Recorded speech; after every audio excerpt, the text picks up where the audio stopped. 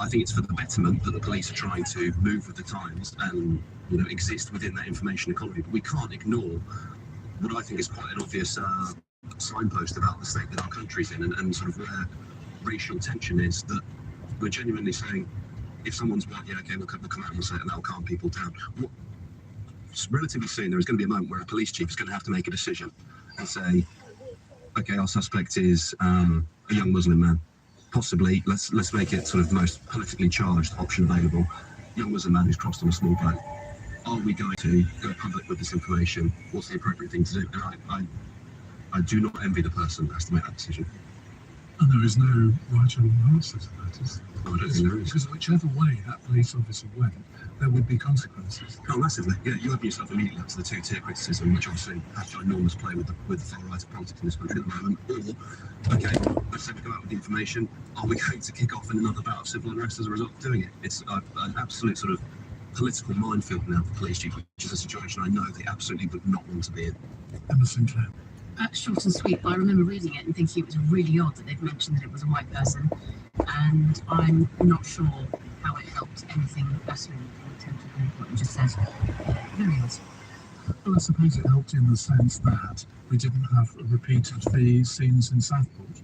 There's so many demographics that are at risk or targets, or I just can't see that it's a healthy direction of travel. Personally, it didn't resonate, and I balked when I saw it in the headlines and thought, how odd.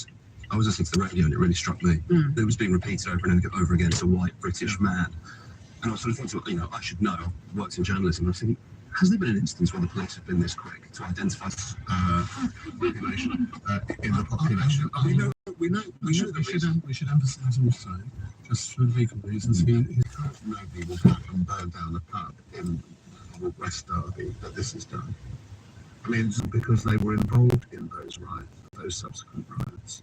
Just imagine here into sort of the tenor of national politics, media discourse, and the actual, I would say, quite calm, certainly not high-flowing rhetoric from Keir Starmer, that I don't think matches the actual conditions that the majority of people are existing in society. And I think there's a real risk, and there are certain, I'm sure we're going to talk about this, other political parties who are making great hay of this, but there's a real disassociative effect of, let's say, a political figure says to you, for 10 years. This is I'm struggling to make ends meet. It's never been harder, but you're telling me all of this is okay.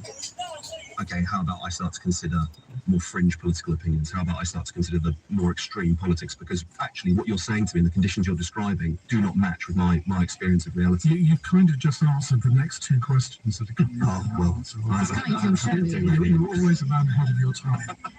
Let's take this one from Scott in West Hampstead. Is Nigel Farage absolutely anything to get people to vote for reform?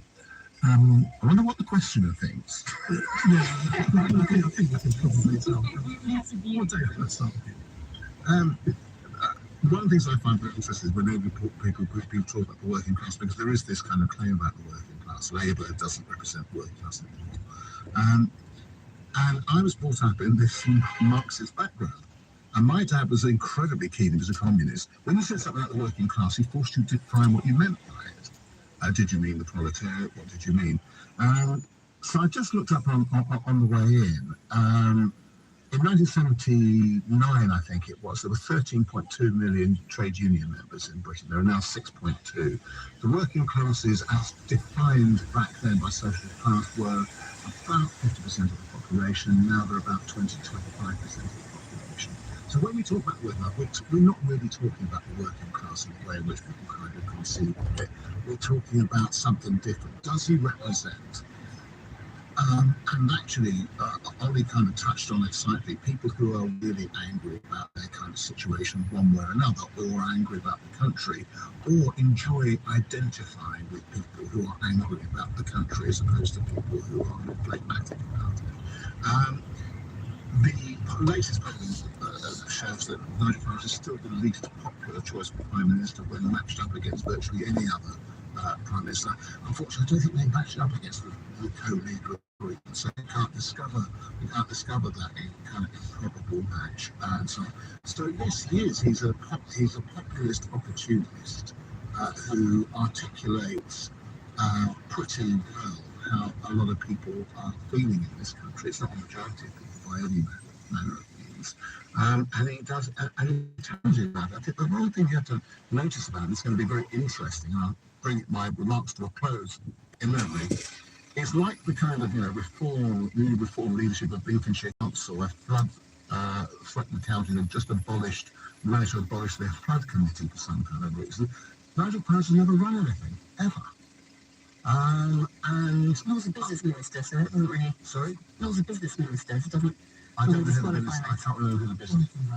Has John Farage never run anything? No, did he hear a law firm? No, he's never run anything. Okay, so Nice man. he's You don't have to be a teacher to run a Department of Education. I think you have to have some understanding of business if you want to be responsible for business personally. Sorry to interrupt. I always genuinely for business leaders about this. It's the only time I do it. No, I'll do it in front of farmers and farmers. They do know about signage. I'll do. As best I can tell, Farage is telling people what they want to hear. None of his seem to add up. As I can tell, also Starmer seems to isolate everybody that originally voted for him. Interestingly, this weekend I was away with a bunch of lawyers and relatively high-earning who were all saying that they were considering voting for reforms. I found pretty sad.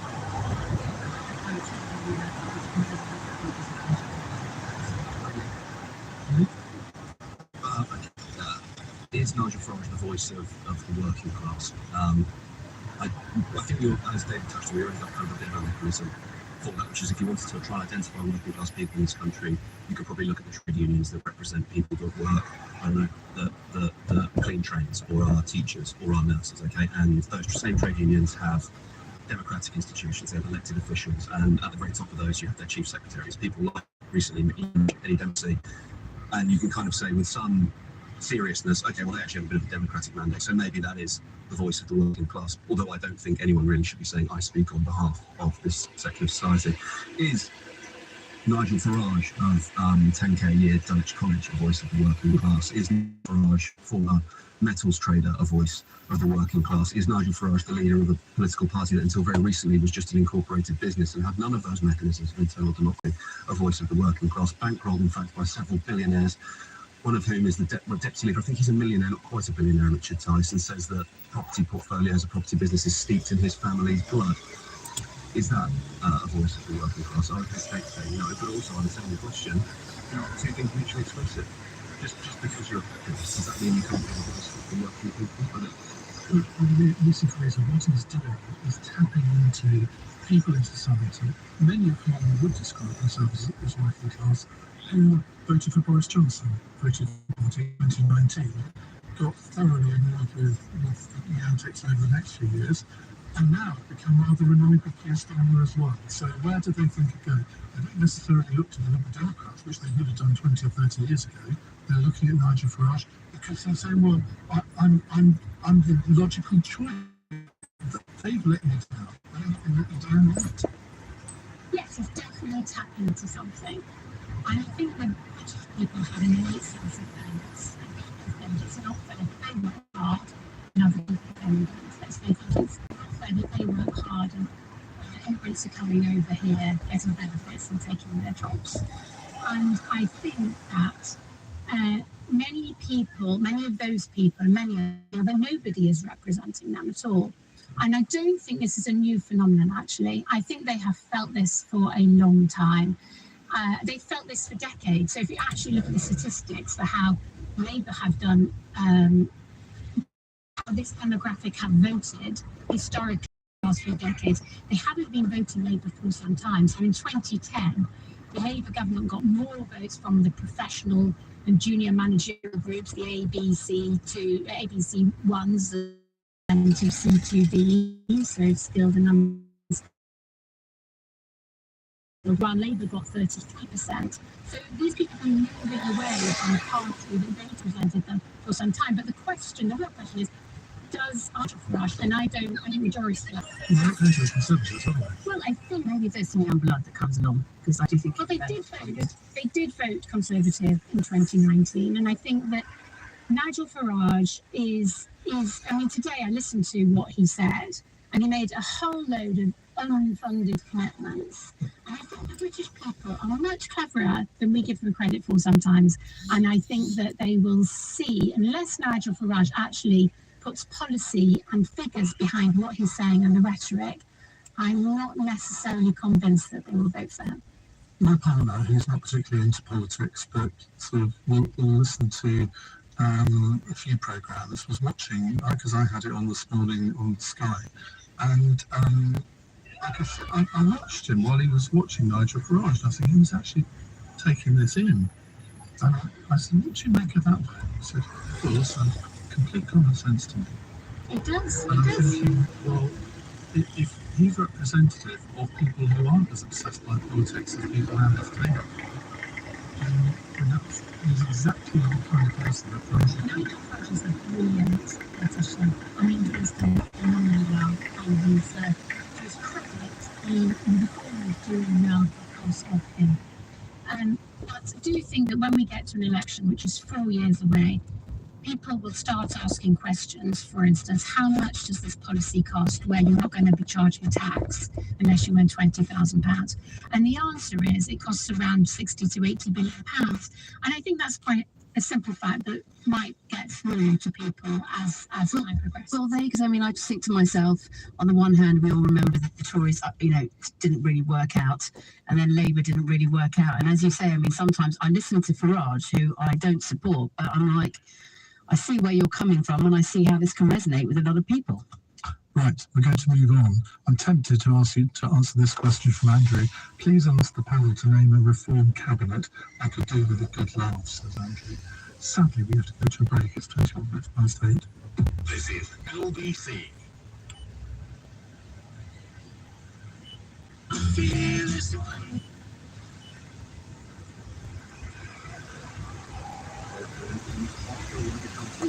He played really, really well on the grass. He played well on the hard court. He's competing. He's getting in there in pairs. I think it's really important here to note that if you're looking at the world rankings right now, Taylor Fritz, the American, is number 4 in the world. Jack Drake is number 5 in the world. With a good run here in Paris, he could secure a top 4 seed for Wimbledon and actually then not have to play one of those top players like Sinner or Alcaraz until the semifinals. And that seeding could be very important if he's looking at potentially making a deep run at Wimbledon. Well, in the live rankings, he is 4. He's gone ahead of Taylor Fritz, who had that very early. I mean, it's astonishing. I think that we're talking about Jack Draper as the world number 4 and what he's done. And you talked about how complete his game is looking. He's a left-hander. He's originally right-hander with everything else. And it feels like when people play him, they don't know what to do because you want to stay away from the forehand that's a weapon. You go to the backhand, so that has traditionally been his strongest shot. Absolutely. You can particularly see that having the right hands out there on everything else. Push the wide on that backhand. It looks like he might be a little bit out of position. He's able to use that, non-dominant hand for tennis and use that right hand to whip the two-handed backhand around. And he's a great mover for his size. He certainly looks the part. I mean, he's a really strong character when you're walking up close next to him. He's built like an athlete, big, broad shoulders, really good physique for tennis, and he's got that athletic build. And I think that Pat Cash is spot on when he's saying, okay, who could potentially challenge this rivalry for Alcaraz and Sinner in years to come? And Jack has to be in that conversation as the lead candidate, if not maybe tied with Zverev and a couple of other guys. But Madrid, and this is about 24 hours before, and what are you going to do? You're going to lie on the sofa and I don't know, watch TV because I can't do that. I have to